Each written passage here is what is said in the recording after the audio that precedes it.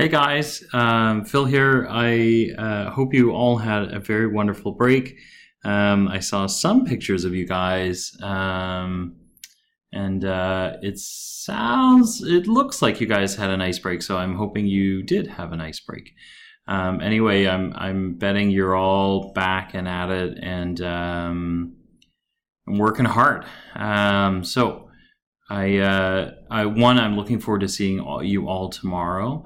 I have some things to show you about the work I've been doing at NIMI to kind of bring home. In my case, it's been messaging has been particularly challenging, and then I'll walk through some HR stuff with you guys as well, as boring as it sounds in terms of team management, and then also just how big picture and scrappy I've had to be on the business. I think you guys will want to hear that stuff. I'm going to get into today's lesson as well. I'm looking forward to catching up on all your projects tomorrow. Some of you have submitted some stuff online to me. Thank you for doing that. I also owe you feedback as well, which I will get to tomorrow. Hopefully this Omnichannel project is making some sense to you guys. Okay, so without kind of further delay, I'll get into this week's lesson. We're going to be talking about operations and how the commentary for me this week is going to be about how you guys are going to fit and the friction that you're going to feel as you go into the market as digital marketers, and then as you as you try and make digital changes or suggest digital changes, all those sort of things, because the world you've I think by now gotten the impression from all the discussions that we've been going through and the diagrams and the layouts and all that kind of stuff about how tricky this world is, right? Because you're talking about an old bricks and mortar that's trying to become something new. There are a lot of established jobs. There's a lot of routines going on that you've got to break and figure out how to mesh and meld along the way. What I wanted to do is kind of start with something as simple as this model that you've got, that I pulled from the eCentennial site in terms of handout reading that you should be reading as well with this. By the way, if you're following in the textbook, I think a lot of you are not, but if you are, we're into volume 2 and we're into chapter 18 on organization is where we are. So volume 2, chapter 18. So where I'm going with this is the world that you're stepping into has a regimen to it. They understand the data they have and they understand how to use it. They understand who their world is and what is happening in that world. And that is something that they've known for a long time. And they have this ability to know what it is and how to manage their everyday day-to-day. Where things start to really kind of mess around with them is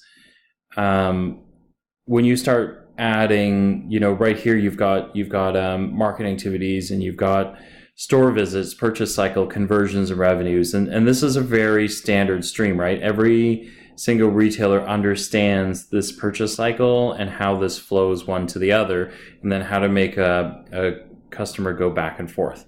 Where the online world starts to where you're going to really screw them up is, well, one, you don't necessarily need this, right? Because what you can do online allows you to be able to say to a customer, don't worry about it, just jump right into purchase cycle. Jump into purchase cycle and then just get her done. And so if you are searching, so you think of the things that we've talked about, SEO, SEM, if I use these to find you, while you're out there searching and you land on me and then I can convert you, it's a more efficient spend because what it costs me to do this isn't going to be what it costs me to do this. And so therefore, I'm going to go from here, I'm going to go to conversions, I'm going to go to revenue, and I'm going to shorten this cycle. So the complexity in this layer is a whole bunch of things, right? Is when you do SEO, SEM, you do socials, you do, classic marketing campaigns online, content that you guys are doing. The ladies who sent me stuff on BuzzFeed, my children have done your Disney, I think it's a Disney Princess. It tells you what Harry Potter house you are. My kids have done that like 18 times now, which is hilarious. In any case, all of this stuff is cheaper than it is to do a single store conversion. But here's the problem is, while you guys are doing this stuff and the digital stuff online, there's a whole nother marketing team down here that's doing classic stuff that goes this way. This following this cycle and trying to convert and bring them all the way around. And so your issue is going to be, if you are a digital team, how do you fold, how do you make your way back into this lineup so you're in here? And then if you are in here and digital is part of this, I'll be quite frank with you, how do you get respected so that mainline marketing gives you a check mark? Because like everything else in our life, right? You say digital and they say, great, thanks for doing my Facebook stuff, when you're a whole lot more than that. So that's one part of it, right? Is as you run digital, you're going to have to figure out how to stay lockstep with marketing. Marketing will look like, they're going to run flyers, they're going to run commercials, they're going to run magazine ads still, magazine radio, they're going to do partner stuff. And so all of this stuff that you can see here might be stuff that you want to do up above in a different format. But what you have to do is make sure that your messaging is the same so that you carry, because if you compete with your own group, it's not necessarily going to help your retailer or your brand, be better in the market. So everything from, content, messaging, timing, and channels, right? Because you're going to run into each other as well. But all of these things are going to be really key to keep coordinated between traditional marketing, and the digital group, right? So that's part of your issue with this model is you're going to have this problem of, how do I do this and how do I make sure that I keep everybody in sync with each other and in check with each other and kind of moving at the same pace. Okay. The other part of this is we talked about, so traditional marketing has this cycle that they go through, right? So these cycles here, you have a smaller cycle. Gosh, I ran out of colors already. I did not run out of colors. I just need to pick something not hideous. Sorry, this is going to be hideous. But your cycles are shorter because you're going to come in here. You're going to go this way. Ew. I don't know what happened there. Anyway, sorry. So you're going to see this happen, and then you're going to see this happen. I see. It's because they blended the colors together.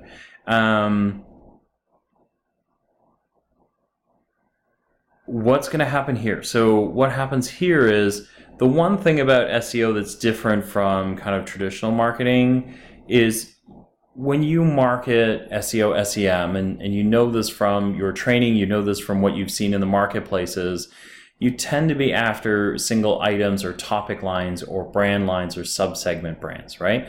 That seems like a really broad assortment, but but it's actually quite narrow. In terms of you can float a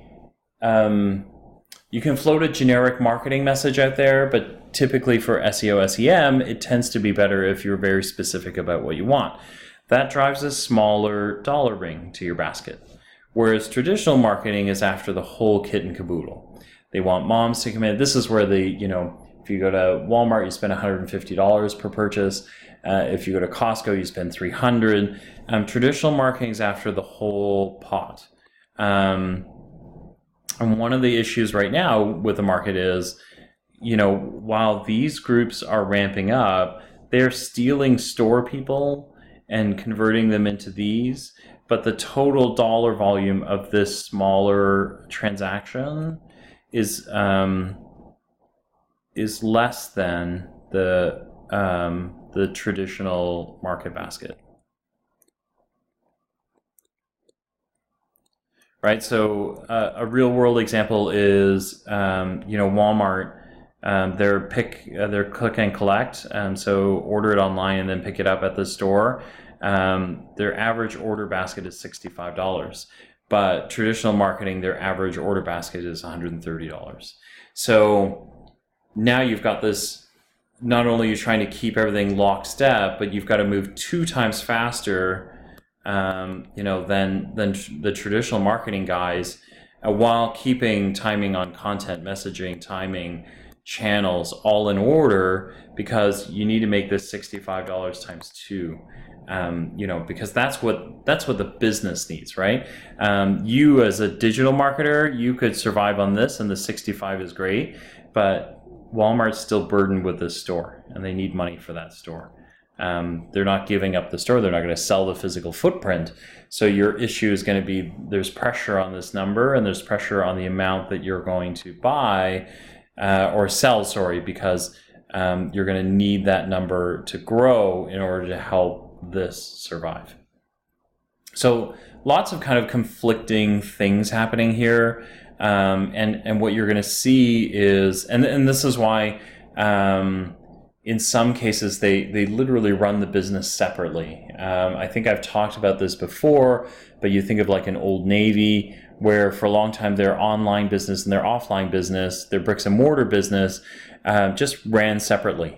And one didn't care about what the other one did. You could get better sales online, but when you came in store, you bought more stuff. And they were happy to offer a disjointed experience because it was the way that they were going to be able to keep things uniform, and they were going to be able to keep things, kind of moving in the right fashion. So, that's the trick, right? Part of this is the pressure you're going to feel to figure out these systems. You're going to feel frustration because this process, you've heard me talk about this process.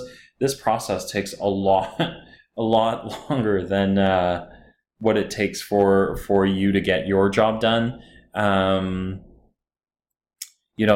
you're gonna feel pressure, and you're gonna feel frustration because you're gonna be running so much faster than these guys are. You're gonna wonder why they're not, why they're not keeping up with you.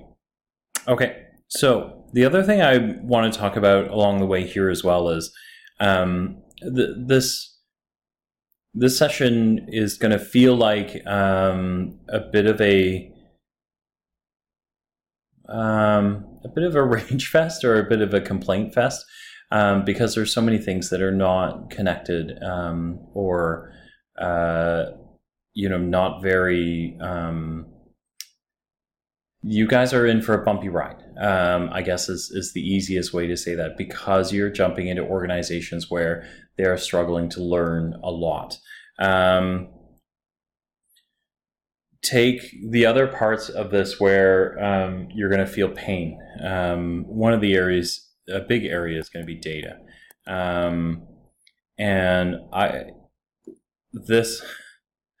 We could talk about this for days and days and days and days, because there's so many ways that the data doesn't line up, and there's so many ways that the data is going to screw you up that you're going to, it's going to make you insane.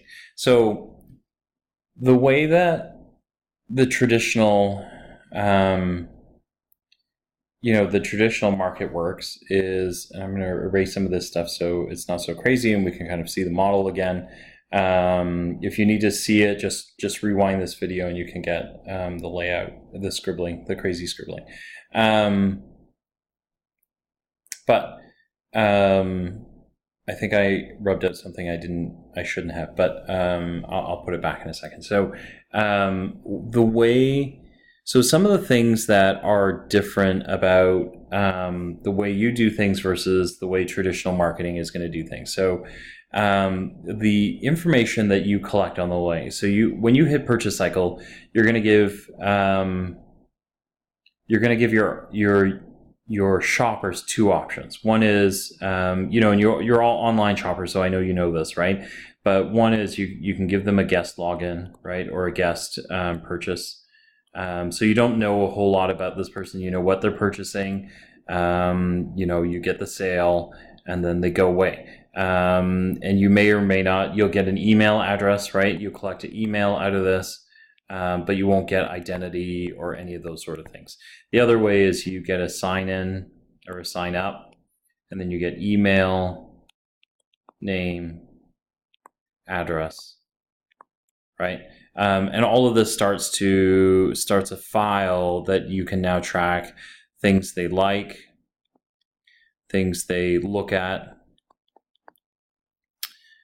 things they cart abandon, or things they cart, because a lot of consumers use the cart as like a tracking tool almost, or a favorite. And then you're also going to get abandoned, like true abandoned carts, right? So you're going to be able to track all this stuff. And then somewhere in here, you might get socials, right? You might get socials because you'll say tweet about us, share about us, all that kind of stuff, and reviews, okay? So you're collecting tons of data. Where the business is going to be disconnected is, TM is for traditional marketing. They're not collecting anything because that's not the nature of how you do it, right? You can, if you're collecting email signups, right? Because they're going to do some of that, even though you are too. So email signups, they might get traditional loyalty customers. A Walmart, that example doesn't work because Walmart doesn't have a loyalty program that works of any sort. But think of like the Target Red Card, Optimum, or now PC Points. All of those ones, right? So PC Points is actually a really great one. Where you're going to track everything. You're going to track same stuff as up here.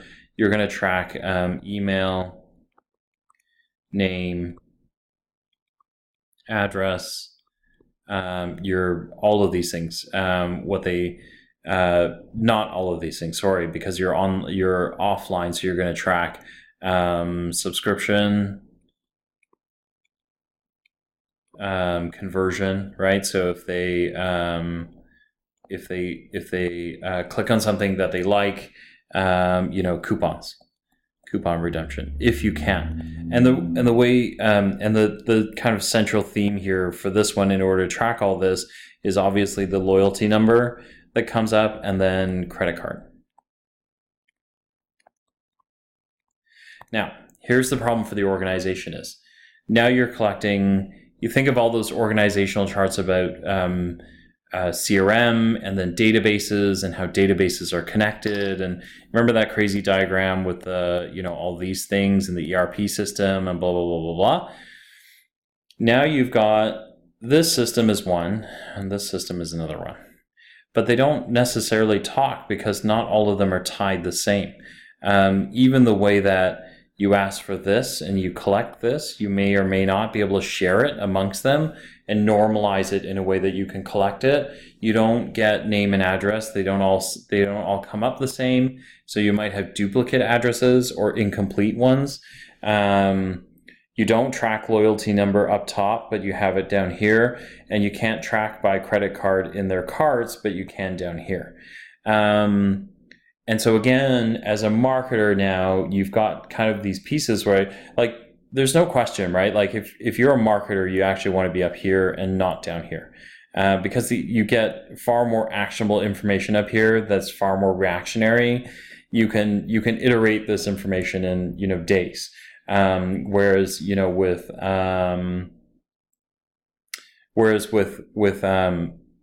down below, you can't. You've got to track it over months and months and months and months. And so part of the problem here is exactly that, is being able to put these together and then figure out, how do I tie these so that the organization gets the right information, and then how do I do this without violating privacy, and then once I've tied it, who gets to market these guys? Is it you or you? So you can see how this stuff starts to. So now you can see, like, when we get into the nuts and bolts of this, almost every angle has one of these sort of issues, in terms of, what do you do with it? How do you manage it? Who consolidates it? Who fields it? Who collects it? And then in here is experiential, right? Is how you ask for it online now needs to match with how you ask for it offline. The experience needs to be the same, or the consumer goes, I don't get it. It's like they're two different organizations, right? I wish you are, but you're not. And so it gets awfully complicated, even in just the marketing parts of being able to keep things in sync and have things work together. It's 21 minutes in. I'm going to stop this one here. I'm going to come back in a second. I'm probably going to stitch the videos together, because I apologize. I'm in and out of a couple of speaking sessions, so I'm recording these on my Surface as I go. But I'm going to stop this here, and I'll tie back in the second part of this in a second, so you won't see a break. But I'm going to take a break and then I'll come back. Okay.